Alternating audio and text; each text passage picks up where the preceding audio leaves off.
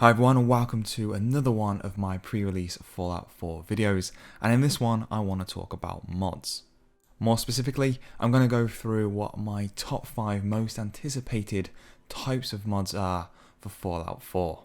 One of the main things that I'm looking forward to doing in the game is building my own player home and settlement. So coming in at number 5, I would like to see a host of new resources for building these things in the game.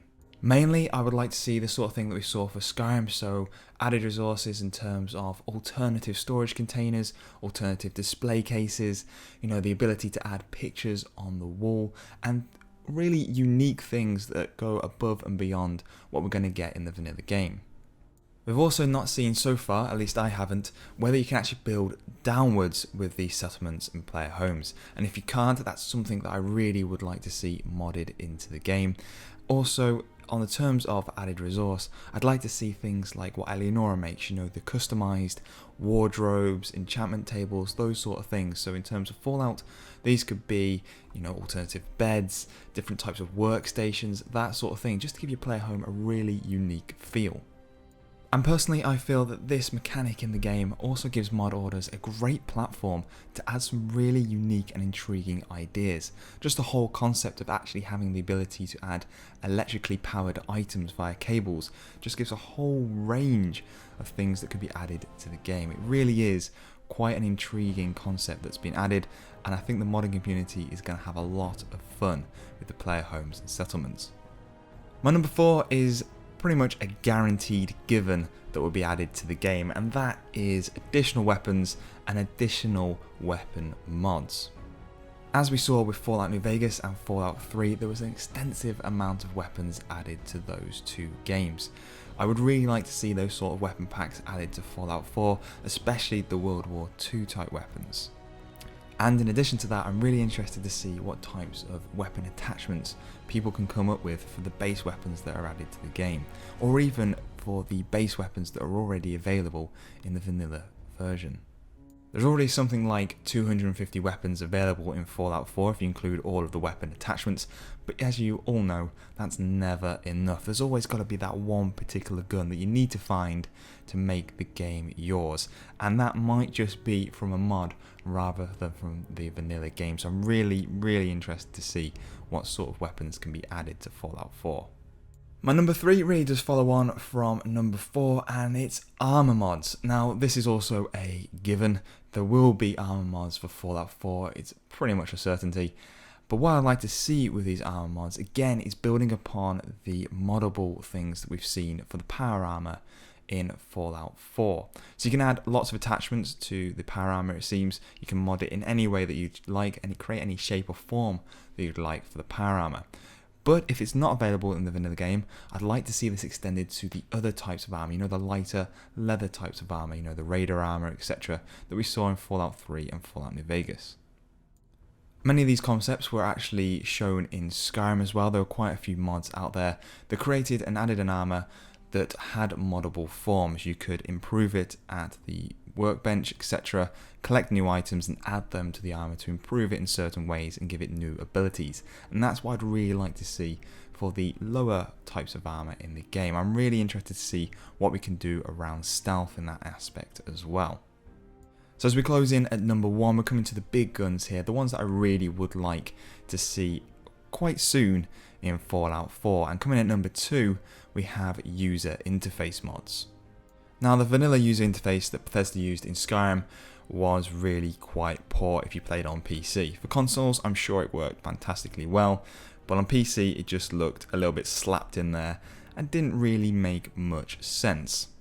Luckily, we did have quite a few nice UI mods step up to the plate, and the one that stands out most in my mind, and is probably the most used for everyone that plays Skyrim, is Sky UI.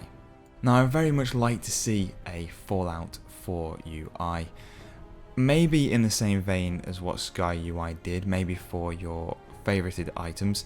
However, everything in Fallout is done via the Pip-Boy. So in terms of user interface, everything you're going to see is pretty much through there. So what I would like to see, as we did for Fallout New Vegas and Fallout 3, is new stylized Pip-Boys. Don't get me wrong, I like the new style that they've gone for in this game, but I would also like my own unique Pip-Boy. Something that I could probably actually create with a mod by myself. So maybe the modder gives you the base form and you can add certain things to this, give your own unique look. On top of that, I can't wait for mods that affect the HUD. The HUD is a big deal for me in most games that I play that are open world. I like to have least amount of distractions on screen at any one time. Health bars are just about acceptable in my honest opinion, and reticles seriously do not need to be on the screen all the time while you're exploring. Only need to be there if you're using a weapon. So top of my list in those terms would be a mod like iHUD from Gopher that he made for Fallout 3, Fallout New Vegas, and also Skyrim. Now that is a very useful mod for minimizing the HUD when, say, you put your weapon away, it takes the reticle off, etc., minimizes the HUD. You can activate it on the press of a key, it comes up in certain situations, and that's the sort of thing that I'm really looking forward to using in Fallout 4. I'd also really like to see something like Dynafied UI.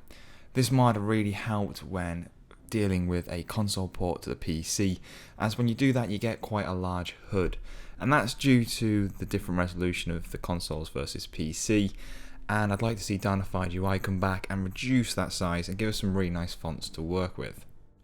And top of my list, coming in at number 1, is a Wasteland survival mod, similar to what we saw in Fallout 3 and Fallout New Vegas, where you can damage your limbs, you have to heal them before you can move on, and it affects your speed and performance in battle, and just general exploration around the wasteland. There is a survival difficulty for Fallout 4, however I'm not entirely sure if this incorporates these survival mechanics. I don't know whether if you get shot in, say, your arm or your leg, you have to heal that before you can carry on, or whether it impacts things like thirst and hunger.